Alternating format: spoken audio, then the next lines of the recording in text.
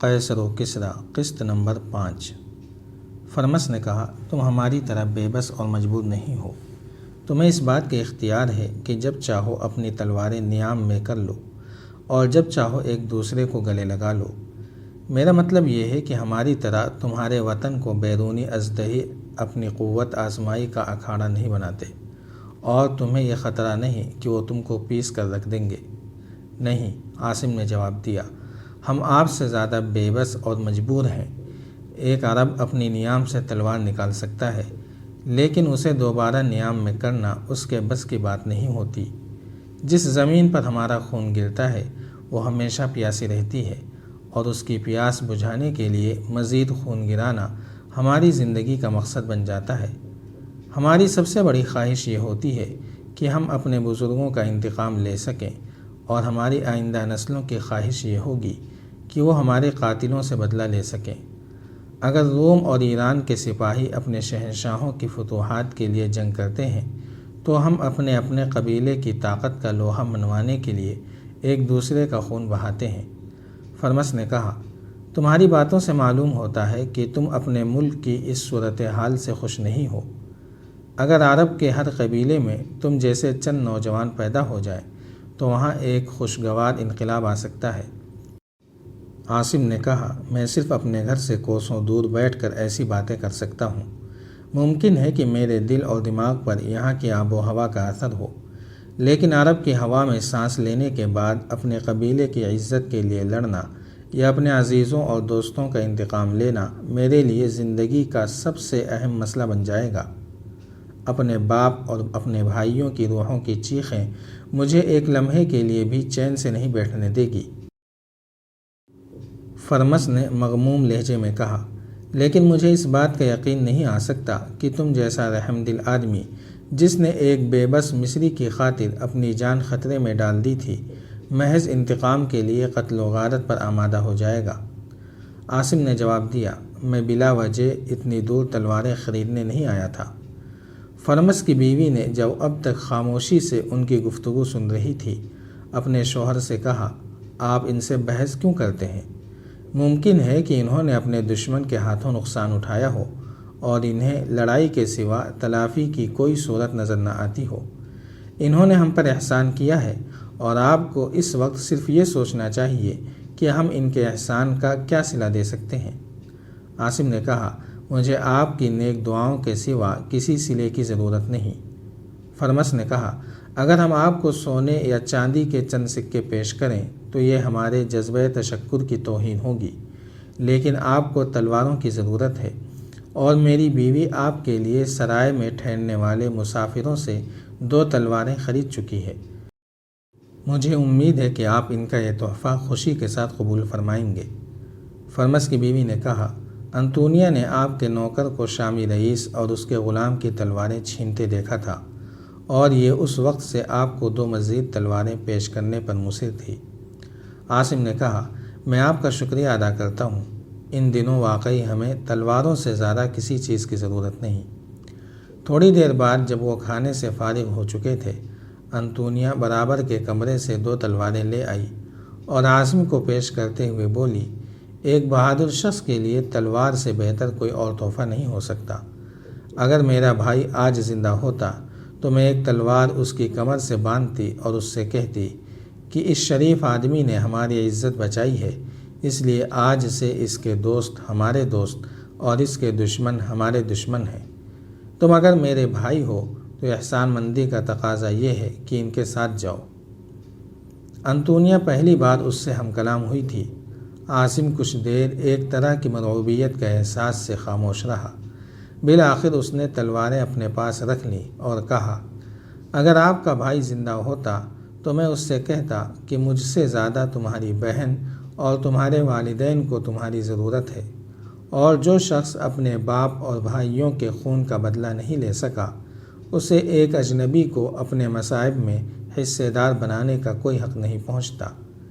Firms نے کہا، پچھلے ہفتے مکہ کے جو تاجر یہاں ٹھہرے تھے، انہوں نے مجھے بتایا تھا کہ وہاں ایک نبی نیکی، رواداری اور عدل و انصاف کی تعلیم دیتا ہے۔ یہ لوگ اس کی تعلیم کا مذاق اڑاتے تھے۔ تاہم انہیں اس بات کا اعتراف ضرور تھا کہ مکہ کا نبی عرب کے شریف ترین خاندان سے تعلق رکھتا ہے، اور جو چند لوگ اس کی صداقت پر ایمان لا چکے ہیں وہ اہل مکہ کے ہاتھوں بدترین اذیتیں اٹھانے کے باوجود اپنے عقیدے پر قائم ہیں۔ میں نے ان سے پوچھا تھا کہ نبوت کا دعویٰ کرنے سے پہلے اس کی زندگی کیسی تھی، اور وہ یہ کہتے تھے کہ نبوت کا دعویٰ کرنے سے پہلے وہ اپنی راست بازی، حق گوئی اور دیانتداری کے لیے مشہور تھا، اور جن لوگوں کو اس سے سابقہ پڑا تھا وہ اس کے صادق اور امین ہونے کی گواہی دیتے تھے۔ عاصم نے کہا، میں نے مکہ کے نبی کے متعلق یہ سنا ہے کہ وہ ہماری قبائلی اور خاندانی عصبیتوں کا مخالف ہے اور ہمارے تمام خداؤں کو جھٹلا کر صرف ایک خدا کی تعلیم دیتا ہے۔ بعض لوگ یہ کہتے ہیں کہ وہ ایک جادوگر ہے، لیکن اگر وہ واقعی نبی ہے تو بھی اہل عرب کوئی ایسا دین قبول کرنے کو تیار نہیں ہوں گے جو مساوات کی تعلیم دیتا ہو اور اعلیٰ اور ادنیٰ انسانوں کو ایک ہی صف میں دیکھنا چاہتا ہو۔ میں نے سنا ہے کہ مکہ کی گلیوں میں اس نبی کا مذاق اڑایا جاتا ہے اور اس کے اپنے قبیلے کے لوگ جن کی عصبیت اس کے لیے سہارا بن سکتی تھی اس کے راستے میں کانٹے بچھاتے ہیں۔ اگر چند مفلس اور نادار لوگ یا دو چار اچھی حیثیت کے آدمیوں پر اس کا جادو چل گیا ہے تو یہ کوئی کامیابی نہیں۔ میں نے کبھی اس نبی کے متعلق سنجیدگی سے نہیں سوچا، اور آپ کو بھی سنی سنائی باتوں سے متاثر نہیں ہونا چاہیے۔ عرب کی پیاسی ریت تو بڑے بڑے دریاؤں کو جذب کر لیتی ہے، پھر وہاں ایک ایسا نبی کیسے کامیاب ہو سکتا ہے جس کی تعلیم کا نقطۂ آغاز ہی ان عصبیتوں کے خلاف ایک اعلان جنگ ہے جو ہمارے لیے اپنے بے شمار خداؤں سے بھی زیادہ مقدس ہیں۔ فرمس نے کہا، اس دنیا پر آج جو تاریکیاں مسلط ہیں وہ اس سے پہلے کبھی نہ تھیں۔